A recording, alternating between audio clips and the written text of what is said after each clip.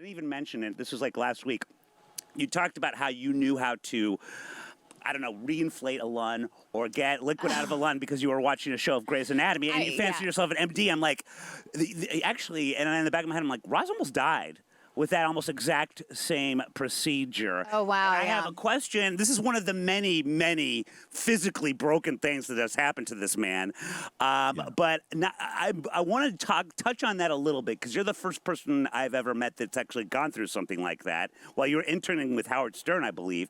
And secondly, you kept smoking. That was the part that blew, and I'm very embarrassed to admit I'm unfortunately still a smoker, but I never had that happen to me. So as far as that actual procedure is concerned. Was it a collapsed lungs or what happened? I can't even pronounce what it was. It's called spontaneous pneumothorax, and yes, Grey's Anatomy. You'll hear pneumothorax all the time. It's one of the things where you put a tube in. As many medical procedures as we know, you put a tube in it. Tubes fix everything. Yeah. And yeah, I felt like I just felt this thing in my chest where I was in my early 20s. And I was walking to work, and it was super early in the morning, and I realized, like, I had just been partying so hard. Like, I was sleeping 3 hours a night, and I'd been on this sort of bender of work and partying for weeks. And I was outside, and I sat down on the curb, and I couldn't breathe, and I was panicking. And so the thing that I did, which is what I always did, lit a cigarette, and to try and calm myself down. And I wound up going to work. And I produced 2 shows that day. And then over my lunch, I was like, you know what? I'm just going to go to the ER and see if they can fix me up. And then I'll be back for the afternoon. And I went in and I just said, I can't breathe. And then they chest x-rayed me, realized that one of my lungs had collapsed. My right lung had collapsed. And they put me on a gurney and they cut a hole in me. And then they just started feeding tube into you. And then it reinflates and everything just sort of drains out into this bucket on the bottom of the gurney. And normally it will re-stick itself to your chest cavity and they don't have to do surgery, but mine wasn't, and it wasn't re-sticking. So they had to operate. And then the thing that they kept telling me was, it's your right lung. Don't worry.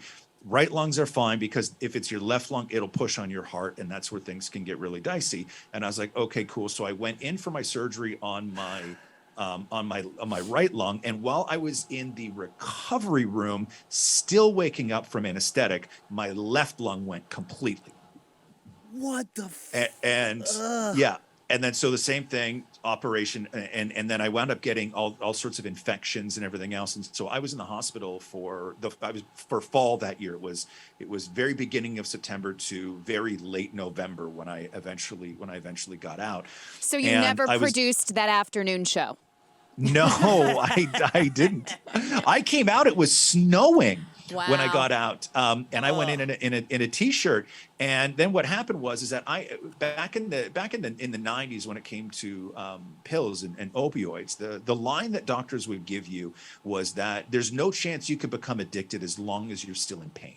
Right? That the pills will only go towards the pain and they won't damage anything else. And then when they released me from the hospital, I was still dealing with an infection. I was in a lot of pain. And they sent me home with a bottle of Percocet that was the size of a beer can. And I had hundreds of them. And I figured out a system where I would take the pills when I felt great. And then when I was in a lot of pain, I would fight through the pain naturally. And so I was just in this constant fog for months. And I didn't know what it was. And I didn't think that the pills were a bad thing. And then when the pills ran out, I thought that I was dealing with another infection because I got really, really, really sick. And I wound up taking 2 weeks off work and then another week and a half. And I was going to the doctors and I'm like, guys, I think there's an infection. And they were doing all sorts of blood tests. And what I didn't realize is that I was kicking opioid addiction in my room alone. Oh my God. And it's such a good thing that I didn't know what it was, because if I did know what it was, I would have went to find something that was a substitute for the pills, where I just thought I was sick. Oh my God! Now, and I've never been a big pill guy. I kindly gave my Percocets away when I broke my hand or stuff like that. You know, mostly because I don't like being constipated. But it's one of the dangers, and the reason that we have this opioid crisis that we do, is one of the dangers is that you can kind of fake it. Like you are sort of in this sort of pillowy high, but you can like actually work. You can get through the day Yeah. without people being aware. And I'm asking because I don't know. You can, especially when people know that you've just been in the hospital. Like they tend to give you Right. a lot of rope. Like they're like nothing is ever alarming. You know, and so I'm 6'4", and when I finally went back to work after all of this, I was 145 pounds. Oh my God.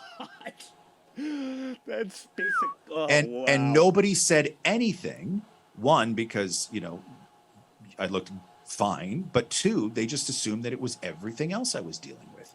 Nobody had thought that nobody in the mid 90s would have thought that it was from any sort of addiction or narcotics. Oh, I would have No, absolutely see, thought that. if you were a woman, many people would have been commenting on your weight.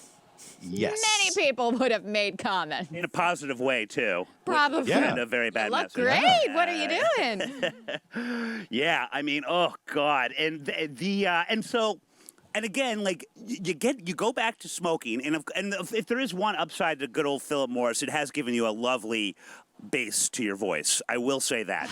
Right. But I just can't even. I mean, how are you even able to have a cigarette? So, well, first of all, you're so. Out of it in almost like a coma-like state in this hospital for so long. You've naturally quit. Yeah. But you just go Oh, right yeah. back to the smoking after, which I guess is stress, all that kind of stuff. But it just right back into it, huh?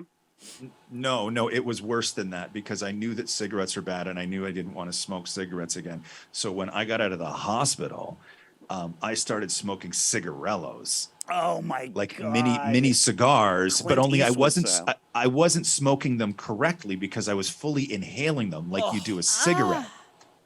And so I went back to that and then realized that hurt too much, and then I just went and bought a pack of cigarettes, and then that was that. Between the scar tissue in your lungs and the tobacco, like, would you get winded walking a block? I don't know how your body was able to handle all of this. Yeah.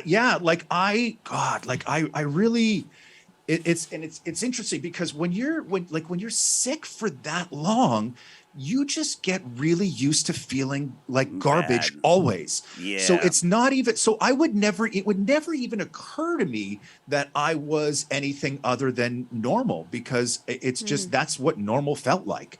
Like normal just felt awful, and normal felt awful all the time. Oh God. Well, and I imagine as someone who really has never done a drug besides wine,